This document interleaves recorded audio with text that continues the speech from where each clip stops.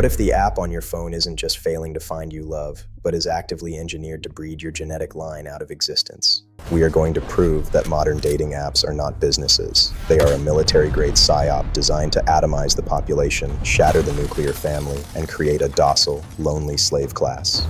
Look at this graph. Burn this image into your mind. The mainstream media tells you this is just modern culture. By the end of this video, I'm going to show you that this cross-section is the exact moment they decided to turn off your future. They call it convenience. They call it the modern way to meet. That is the official narrative. Tinder, Hinge, Bumble, they are just tools to help you navigate a busy world. They sell you the dream of the perfect match. But if their algorithm actually worked, they would go out of business. Think about it. A cured patient is a lost customer. A happily married couple deletes the app. Their entire business model relies on your perpetual failure. But here's the smoking gun.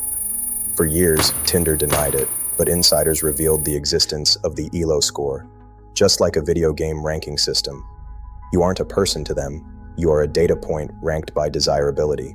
If you are an average man, the algorithm actively hides you from the women you want to see. If you are a woman, it bombards you with options just out of your league to keep your dopamine spiking, keeping you chasing a phantom. This isn't matchmaking, it's social engineering. They don't want you to know the psychological term for this. It isn't dating, it is called intermittent, variable, reinforcement. In the 1950s, B.F. Skinner proved that if you give a rat a treat every time it presses a lever, it gets bored. But if you give the treat only sometimes, randomly, the rat becomes obsessed. It will press the lever until it starves to death. You are not the user, you are the rat. And the swipe is the lever. This is where the facade cracks. In 2016, Tinder claimed they dropped the Elo score. That was a lie. They just renamed it. They introduced dynamic prioritization. They are manipulating who you see, not to help you pair bond, but to keep you addicted to the validation loop. They have weaponized your biology against you. Every match is a dopamine hit. Every ghosting is a cortisol spike. They are rewiring your neural pathways to make genuine human connection feel boring compared to the slot machine in your pocket. But the addiction, that's just the surface level. That's just how they make money. What I'm about to show you is how they control the population.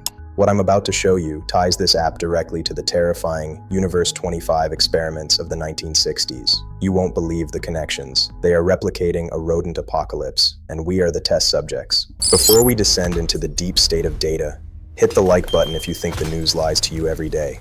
Signal to the algorithm that you want the truth. Let's follow the money. Who owns your love life? It's not a bunch of startups. It is the Match Group. They own Tinder, Hinge, Match, OkCupid, Plenty of Fish, and dozens more. It is a monopoly. And who are the institutional shareholders? The usual suspects: BlackRock, Vanguard. Why do global asset managers care about your dating life? Because a lonely population is a profitable population. Let's look at the data they hide. Economists use the Gini coefficient to measure income inequality. When applied to dating apps, the inequality is worse than the economy of Venezuela.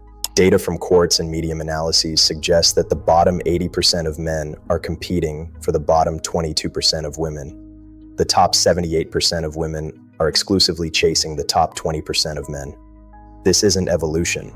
This is an artificial hypergamy induced by the illusion of infinite choice. The app tells women there is always someone better just one swipe away. It tells men you are worthless. This creates two classes: delusional narcissists and radicalized nihilists. This destroys the mechanism of pair bonding. You think this is accidental? Open your eyes. Look at the pattern. They did it with your community. They replaced the town square with suburban isolation to break your social bonds. They did it with your food.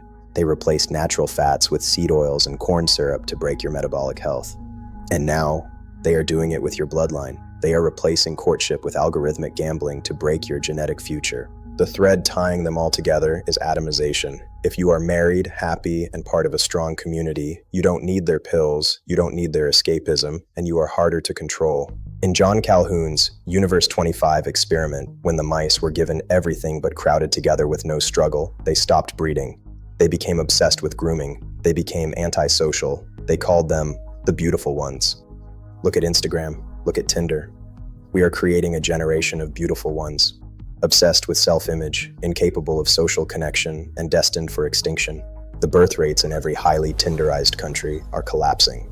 South Korea has a birth rate of 0.7. They are mathematically eliminating themselves. Tinder is a weapon of soft eugenics. It culls the population without firing a single shot. And what happens to all that data? They know your type, they know your sexual preferences, they know your rejection triggers, they know your location.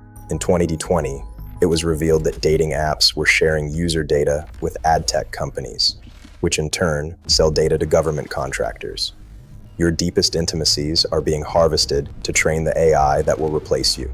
So where does this road end? It ends in the pod. The end game isn't you finding a partner. The end game is you giving up on humans entirely. They are already rolling out AI girlfriends and boyfriends. Why deal with the rejection of Tinder when the AI gives you unconditional validation for $9.99 a month? The conspiracy is to monetize your loneliness until you are so broken that you accept the synthetic substitute. They are severing the biological link between men and women. This affects you right now. If you feel empty, if you feel like dating is a dumpster fire, if you feel like you can't connect, it's not because you're broken. It's because the system is working exactly as designed. Every swipe is a vote for your own enslavement.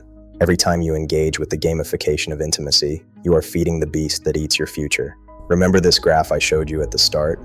The cross-section where happiness died? Look closely. It aligns perfectly with the mass adoption of the swipe mechanic. The destruction of your psyche was the price paid for their quarterly earnings. This isn't just about getting a date. This is about the survival of the species. They want you single, childless, addicted, and sedated.